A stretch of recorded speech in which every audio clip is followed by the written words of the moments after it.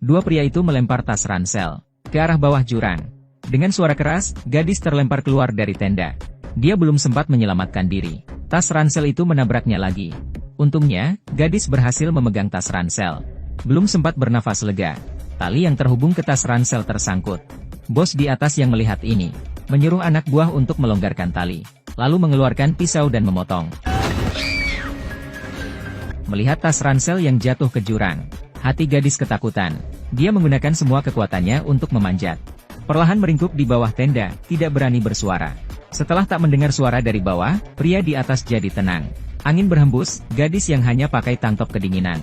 Dia merangkak kembali ke tenda, berharap agar bos pergi dan besok pagi bisa pulang dengan selamat. Tapi dia terlalu berharap. Saat terbangun, pisau menusuk tendanya, lalu menusuk sisi lain tenda. Gadis panik sampai terluka.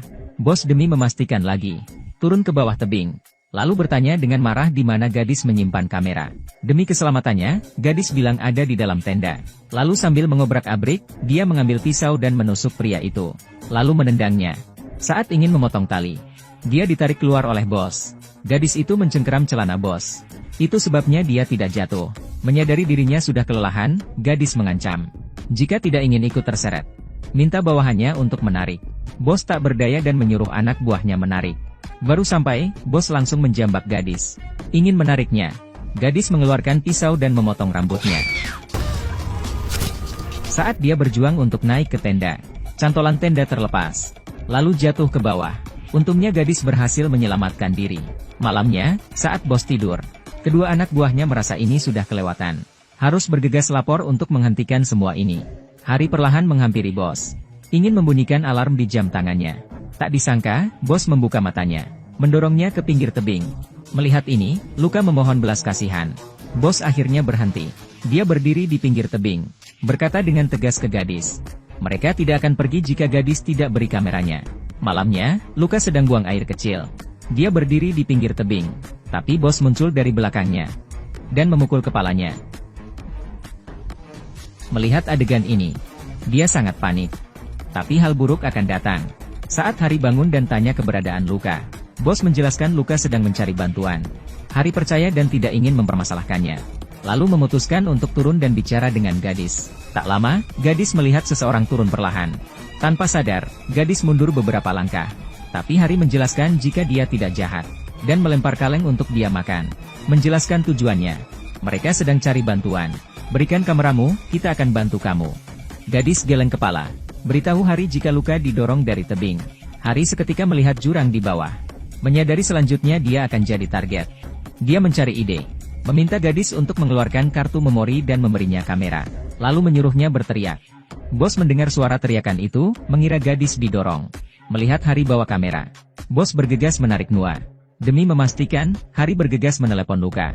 Suara dering ponsel ada di saku bos. Ini cara paling kejam untuk bunuh orang. Bos mengambil palu dan memukul Hari. Mematahkan jari Hari satu persatu. Lalu mendorong kepala Hari ke lantai. Mendorongnya ke pinggir tebing. Menyiram minyak. Menyalakan api. Dan membakar tubuhnya. Bos menatap Hari yang kemarin baru bersama. Tanpa ragu langsung menendangnya. Suara teriakan Hari menggema. Setengah terbakar, membuat gadis ketakutan melihat pemandangan ini. Dan akhirnya tali putus. Suara jeritan tiba-tiba berhenti. Bos yang di atas seketika terkejut. Menatap gadis yang berada di bawah tebing. Gadis tidak mau duduk diam. Dia tahu tak lama lagi bos akan turun. Daripada menunggu dan mati di sini, lebih baik dimendaki tebing. Seluruh badan menempel di permukaan tebing. Bergerak perlahan. Tidak tahu sudah berapa lama di sana, datang untuk ambil pisau yang terjatuh. Saat kembali ke tebing, gadis tercengang. Dia melihat ada ular berbisa datang ke arahnya. Tapi dia tidak terlalu pusing. Ular perlahan merayap ke atas tebing. Belum lama gadis beristirahat. Bos menurunkan tali dan turun. Berkata selama gadis menyerahkan kartu memori, dia akan selamat. Kamu tidak akan dapat kartu memori. Melihat gadis yang masih bersikeras, dia bergegas datang. Merebut pisau yang dipegang gadis. Gadis langsung menendang bos. Bos dengan kesal langsung mengulurkan tangannya. Melukai paha gadis dengan pisau. Gadis yang kesakitan dan tak berdaya langsung ditarik. Tapi gadis beritahu bos. Kartu memori disembunyikan di gua itu. Bos yang mempercayainya langsung ke gua itu. Tak lama. Racun dengan cepat menyebar.